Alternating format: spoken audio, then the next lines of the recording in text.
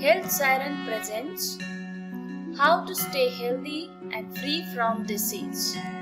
Anand Bapat, an authority in traditional acupuncture, occupational therapy, and a leader in Shivambu, Surya Namaskar knowledge, has gained expertise in the study of exercise, its effects on body, and recovery from disease towards normal health. He is today the founder of a concept of how to stay healthy and free from disease. He has a website addressing this philosophy titled www.freefromdisease.in. Today, he will be presenting the part of series of talk on health, healthy living, and how to manage the body towards that end. This talk is about our body, immunity, its benefits, and understanding our bodies better. The previous video we talked about breathing, and now we are coming to food, and in this video we are going to talk about eating related to the mouth. So let's start with eating and the mouth activity. The few questions we need to ask: how do we eat? How should we eat? What are the parameters of good eating? And why is it important to eat well? So these are the questions we will answer in this session for you and try to give you some background and explanation regarding anything and everything related to eating. So first, let us look at the food to be made up in a production line in a factory. What happens if we have an apple packaging factory? What are the stages of production that are relevant to our body? So, if we have an apple factory and we need to preserve apples in a can the apples, there are a lot of procedures that need to happen. We sort the fruit out, we wash them, we clean them, we peel them, we slice them. These are the first few stages that have to happen before you go to the next few stages. So we are drawing an analogy between a production line in a factory and a similar thing with us. So let us look at how that production line fits in. Just going through it again, the apples have to be sorted out, washed, cleaned, peeled and sliced before the next few processes start. Looking at it in a flow chart, we have to sort the apples out, we have to wash them. While we are sorting, we look for quality, the rubbish ones are chucked out. While we are washing, if there are any dents or blemishes, we get rid of that. Then we clean them. When we peel them, if there are any blemishes or problems or they're too soft, they are chucked out. And then we slice them. And that's when they are ready for the next step. So when we talk about a production line, is the production line everywhere in life? Yes, it is. We don't consider it a issue, but we follow the principles of a production line everywhere. In our home, in different occasions, and I've just listed two of them. If I was cooking a dish, say Puran Poli. Now Puran Poli is strange to all foreigners, but imagine Indian stuffed bread, what we refer to as chapati or poli, and it is stuffed with Puran, which is more a lentil filling. Now, if you were to prepare Puran Poli, the first thing you need to do is you need to make Puran, which means you need to get the lentils boiled in the right consistency, made into a paste, but the paste should be nice and thick, it should not be too runny. You need to make the dough to make the poli. The dough has to be nice and soft so that when you fill the puran or the filling inside the dough ball, it does not break down. It is soft enough to manage that filling properly. That would be the initial stages. Similarly, in another production line at home example, if I'm planning a marriage or a party, the first thing you do is look at the dates, you look at the occasion. Once you set the venue, fix the date, get the venue, then you set out cards or invitations to people to say this is the time, this is the place, we meet here, whatever the situation is. And then you plan it in an orderly manner. You do not go about it the other way. You don't just invite people to a party and then go and book a hall and you don't get it on the day, etc., etc. So everything has got its own order. Similarly, a production line in health. What are we talking about? If you look at our everyday lifestyle, which should be ideally something like this, we wake up early, exercise regularly all the body parts, maybe meditate a little bit, shower and freshen up, change and have breakfast, and then head off to work. Enjoy positive work all day with a break.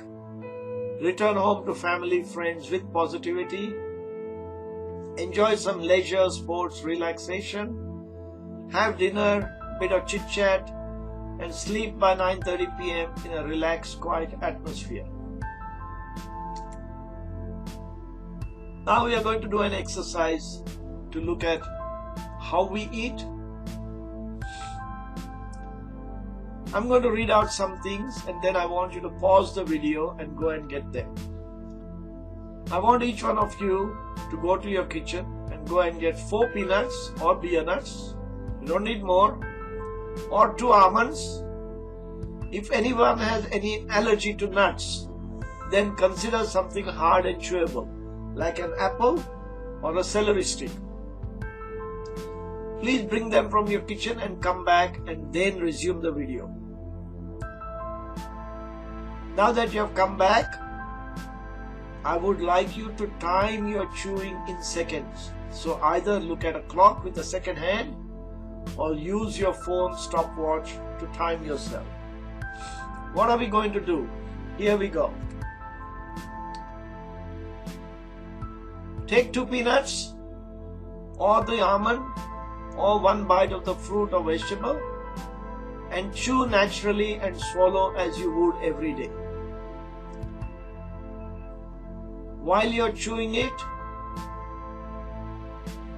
time everything, and only when you swallow the last morsels of food, stop the clock and note it down.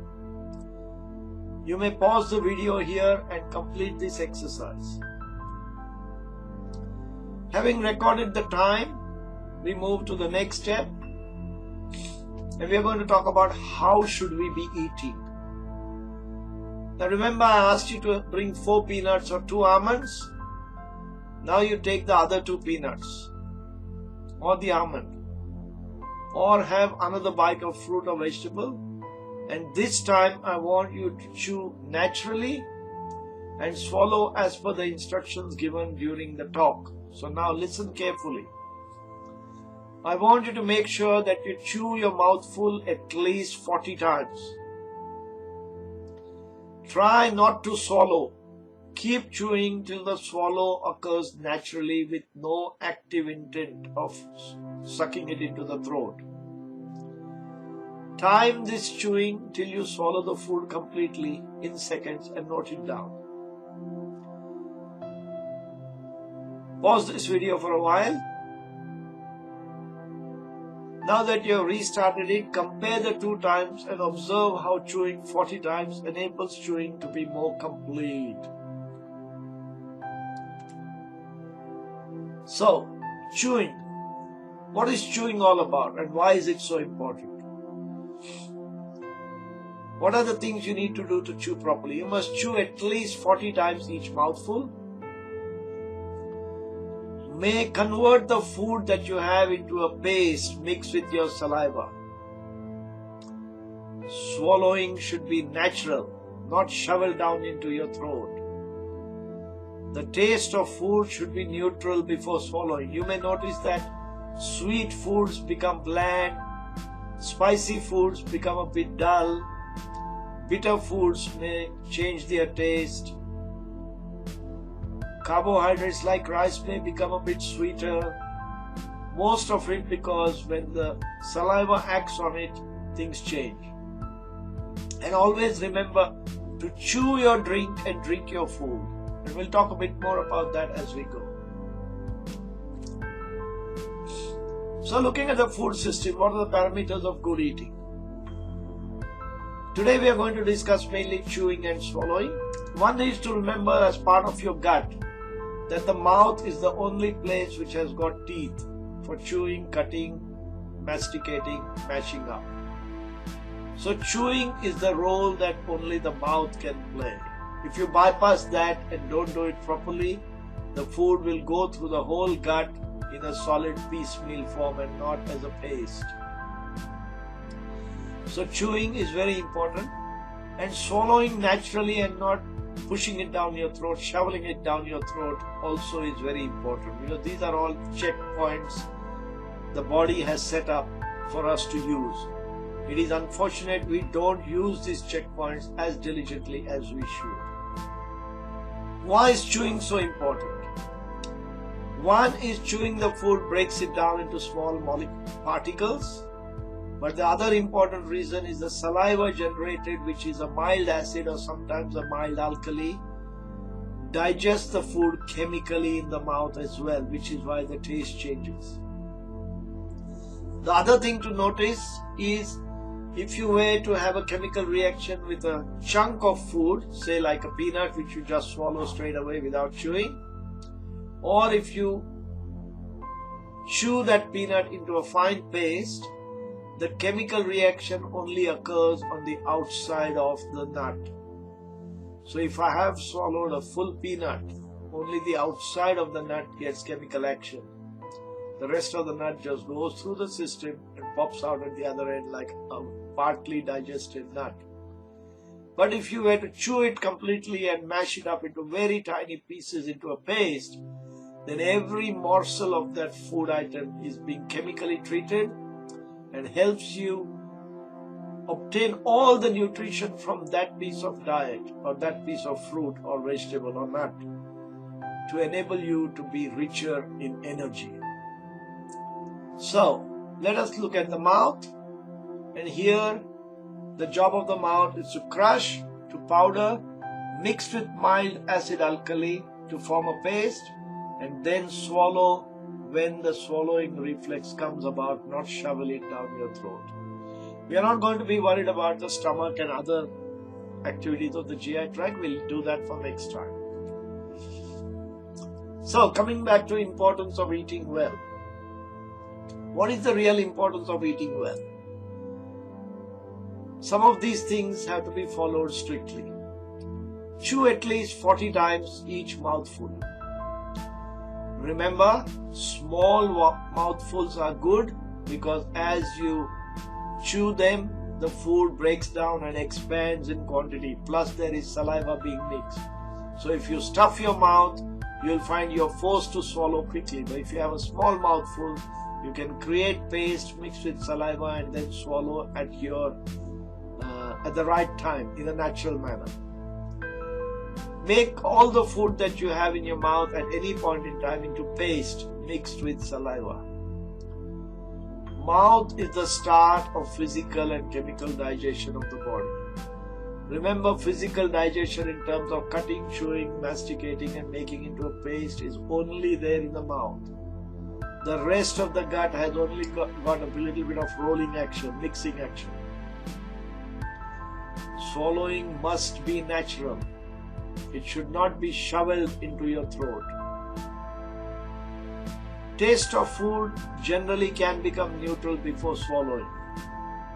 Too much of chewing and changing of food taste to neutral can sometimes make it a little bit boring to eat. But believe me, you are addressing every bit of nutrition out of the food and thus helping you gain in terms of nutrition. We have said always chew your drink and drink your food. It is interesting to note that when you chew your drink, you take a mouthful of drink and you mix it with saliva, it becomes much better chemically for digestion in the stomach. Of course, we have always suggested drink your food, so you chew it well, make it into a paste and then just swallow it gently. Talking about the taste of food being neutral, I can give you an example for you. For those of you who know sweets, Indian sweet called Siren made out of fortified yogurt. It's got a lot of sugar in it. As I was experimenting with food and looking at the benefits of chewing and swallowing and benefits of soft foods being mixed with the saliva, one fine day I had a spoonful of Siren. And as I kept masticating it, mixing it with the saliva because there's nothing to chew here, it's like yogurt soft. as I mixed it with saliva and more and more and more saliva, the end taste was so bland, it was frustrating that I was eating Srikhand. There was no sweetness in it, there was no taste in it, it was very bland. And I was surprised that all the sugar in that food element, even before I swallowed, was neutralized to a large extent by the saliva and mixing of it. So this tells us a few things that we should take note of. So again, health benefit time. We have talked about knowing. Now here we have made an impression on you with understanding how to chew and how to have mouth digestion improve. What you need to do to improve your digestion in the mouth, in the oral cavity. How to optimize your food intake in the mouth. We have also got you to do the example of chewing and experiencing the difference between your normal chew and a slow, controlled 40-time chew, which can masticate the food, make it into a paste, mix it with saliva, and then gently trickle down your throat without you swallowing it. Now, having shown you what to do, having got you to experience the doing, now I would like you all for the next 6 to 8 weeks to practice this diligently with your meals every day, so that doing becomes a part of your life. And when it becomes a part of your life that you don't think about it, it will become being. You will not have to think about it, you'll just be doing it naturally. And by the time you get to being, I'm sure you will start to see results in terms of moving closer to being freer from disease. One of the interesting things that I'll just point out before I leave you, a lot of people say when we chew our food 40 times, we get tired of chewing and we lose our hunger. It is the wrong notion. Our stomach does not depend on being filled physically full. Our body depends on nutrition. If you eat a few mouthfuls and you get all the nutrition you need by chewing properly and eating the right kind of foods, don't be surprised if you feel full and satiated and happy in the knowledge that you have got enough of food that you need, enough of nutrition that you need for your life for today's meal. And you can go away enjoying your day without carrying a big fat belly full of unwanted food to be digested. On this note, let me finish. Thank you very much. Let me just reiterate and remind you a bit about who I am. My name is Anand Bapat and I'm based in Pune. Thank you very much and have a great day. We'll continue this conversation next week. Good day. Thank you, Anand Bapat, for your valuable information on health. This series is 15 to 22 part series on developing oneself into a healthy person. This series will educate, guide, and provide support through our online educational and support services to enhance your health. All queries are welcome on the following email.